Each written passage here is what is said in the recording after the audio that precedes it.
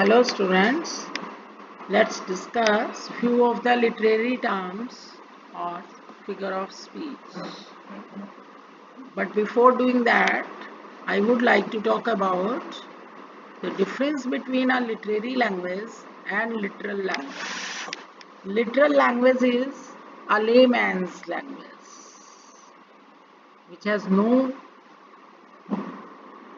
feelings, emotions or extra meanings attached with that. And literary language is that which has feelings, emotions, some extra meaning, hidden meanings in that. Just as if we say words are of two types, denotative and connotative. Denotative words are those which have plain meaning. Just as we find the language in the newspaper or the language of science or the language of maths, है ना? That is what? That is literal language. That has no connotative meanings.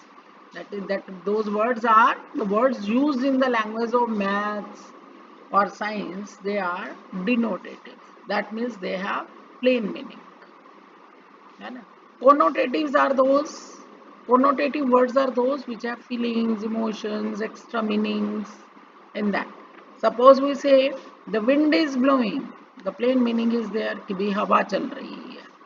अगर मैं कहूँ कि a breeze is blowing, it means understood है because कि भी भीनी भीनी खुशबू वाली हवा चल रही है ना. Wind is blowing plain meaning हो गया, हवा चल रही है.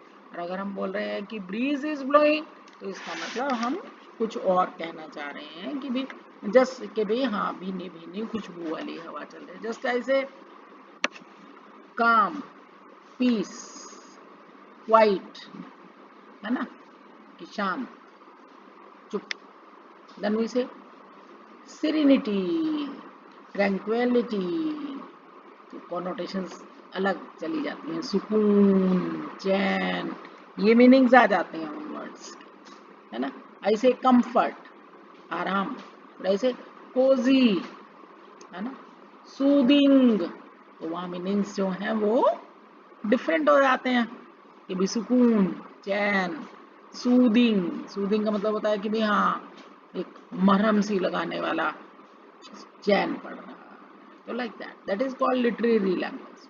तो पोइट्स जो हैं, जो लिटरेरी राइटर्स हैं, वो अपनी बात कहने के लिए क्या यूज करते हैं? कोनोटेटिव वर्ड्स यूज करते हैं. कोनोटेटिव वर्ड्स यूज करते हैं यानी कि उनके वो शब्द ऐसे होते हैं जिनके अंदर उनकी भावनाएं, उनकी फीलिंग्स, उनकी इमोशंस, उनके एटीट्यूड्स, उनकी ओपिनियंस का अपने को पता चलता है. तो besides all this we say they use figures of speech, or to we say literary terms. Literary terms और फिगर्स ऑफ स्पीच का मतलब क्या है कि उनके पास कई लिटरेरी डिवाइसेस होते हैं, है ना. Literary devices we will talk about that. वो यूज करते हैं. जैसे first of all let's talk about metaphor, है ना.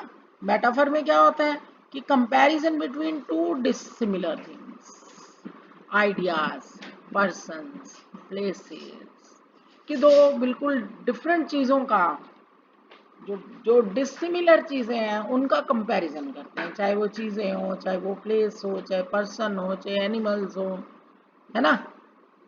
सिमली जो है, सिमली में भी इसी तरह से कंपेयर करते हैं दो अनरिलेटेड चीज़ों का, आइडियाज़ का, प्लेसेस का, पर्सन्स का, है ना. लेकिन दोनों में क्या होता है कि कोई ना कोई, चाहे वो चीज़ें बिल्कुल डिसिमिलर हैं लेकिन फिर भी उनमें कोई ना कोई पॉइंट ऑफ सिमिलैरिटी जरूर होता है. तभी हम पोइट जो है कंपैरिजन कर पा रहा है. जैसे हम बोलते हैं हर चीक इज लाइक रेड रोज, है ना.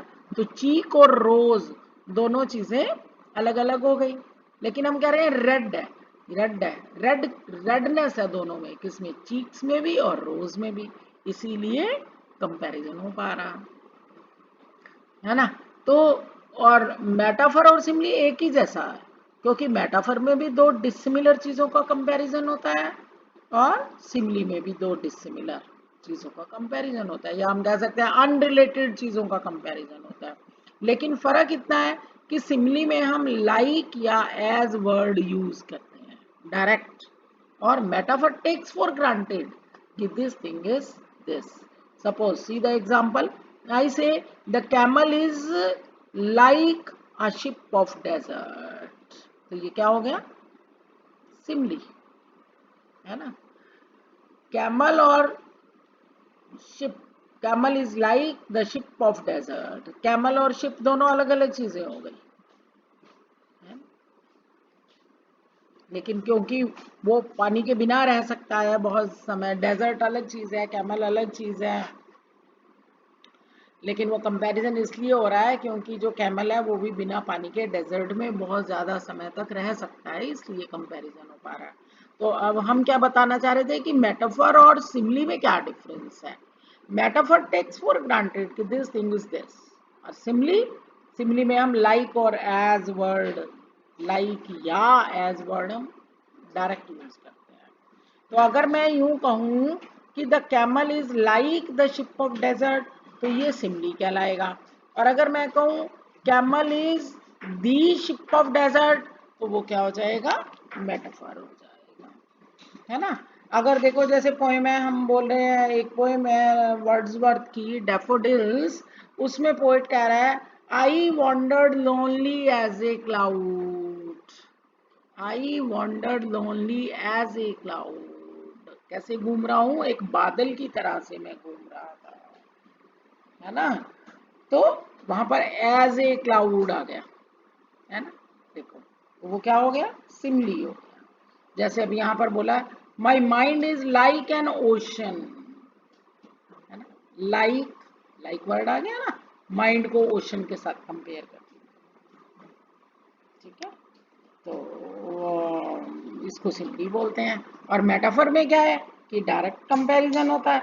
जैसे अपन कहते हैं the ship of life, camel is the ship of life, है ना. या अपन कहते हैं winter of discontent, discontent, discontent मतलब असंतोष, discontent like a winter.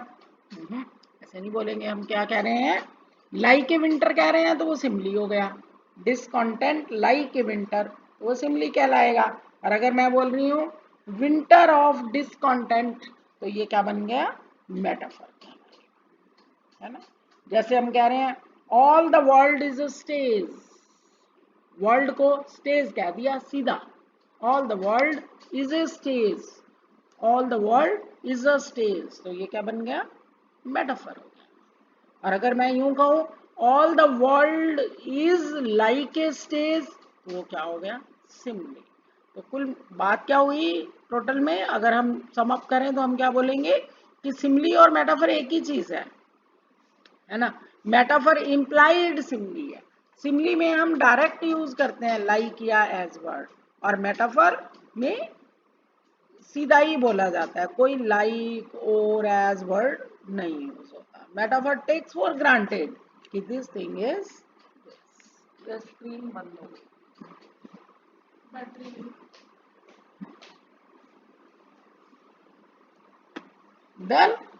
Then let's see personification.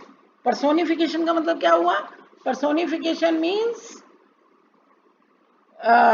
It's जहां पर आप इनएनिमेट ऑब्जेक्ट्स और एब्स्ट्रैक्ट आइडियाज को ह्यूमन एट्रीब्यूट्स, है ना. पर्सोनिफिकेशन मतलब giving non living things human characters. Non living things को आप ऐसे दिखा रहे हो, ऐसे ट्रीट कर रहे हो जैसे वो लिविंग ह्यूमन बीइंग्स हो, ठीक है. तो या हम अपन क्या बोलेंगे कि personification is a figure of speech, personification is a figure of speech in which non-living things or abstract ideas are given human attributes. They are bestowed with human qualities. So it's a popular figure of speech in used in literature of all ages. especially it was used by the writers of 18th century, है ना, giving non living things human characteristics. Example देखो, जैसे अपन कह रहे हैं एक Wordsworth की poem है, अभी आप पीछे पढ़ी भी थी पीछे वाली वीडियो में, the world is too much with us, तो वहां पर क्या बोल रहा है, the sea that bares her bosom to the moon, I told at the time, जो सी है उसको उसने फीमेल दिखाया है ना, कि जैसे कोई लेडी, जैसे कोई बिलवेड लवर के साथ कॉम्प्रोमाइजिंग पोजीशन में है, तो बोलता है sea that bares are bosom to the moon, तो सी समुद्र, उसको वो कैसे ट्रीट कर रहा है, जैसे वो कोई लेडी है, जैसे वो कोई लिविंग बीइंग है, इसको क्या बोलेंगे हम, पर्सोनिफिकेशन। देन अगेन सी, इसी पोएम में line sea, the winds that will be howling throughout the day and are up gathered like sleeping flowers, है ना, the winds that will be howling at all hours, ये हवाएं जो दिन भर शोर मचाती रहती हैं और अब सोए हुए फूलों की तरह से इकट्ठी हुई पड़ी, स्लीपिंग फ्लावर्स, फ्लावर्स स्लीप कर रहे हैं, तो फ्लावर्स को आप कैसे दिखा रहे हो, जैसे कोई एनिमेट चीज सो रही है ना, so this is called personification. फिर जॉन मिल्टन की poem on his blindness, sonnet में भी है ना, patience to prevent that murmur, patience को वो पर्सोनिफाई कर रहा है कि पेशेंस आ गई झट से उसको समझाने, उसके दिमाग में चल रहे उस विवाद को दूर करने के लिए पेशेंस आ गई फटाफट ये बताने कि God doesn't want anything from the person, है ना, he doesn't want any sort of labor from the persons, he has thousands of angels at his command, है ना, so that is called personification, कि आप नॉन लिविंग थिंग्स को क्या कर रहे हो, ह्यूमन एट्रीब्यूट दे रहे हो, है ना। Then the next literary term that I am going to discuss with you is alliteration. Alliteration क्या होता है, the same sound at the start of every word, the repetition of the same sound, है ना, repetition of the same sound, कौन सी sound, initial sound, initial sound जो होती है उन वर्ड्स की वो सेम होती है, उसको हम alliteration कहते हैं। जैसे देखो, went to the sessions of sweet silent thought, again listen, went to the sessions of sweet silent thought, sessions sweet silent, स स स, तीन बार रिपीट हो गया ना, went to the sessions of sweet silent thought, तो that is alliteration। फिर देखो, our love shall live and later life renew,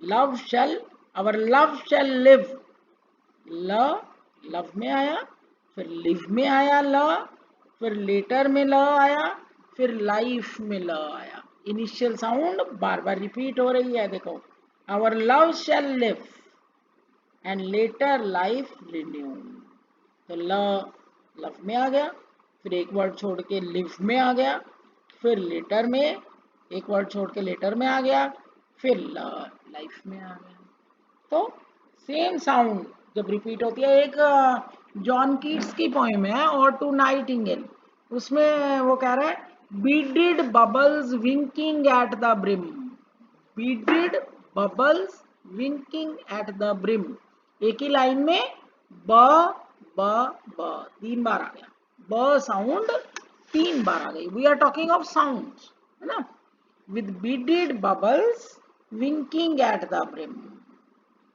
so that is alliteration, the repetition of the same sound in the very initial of the words, beaded bubbles winking at the brim, sound sleep, just as we say sir, sir. दो बार repeat हो गया ना, so that is what alliteration.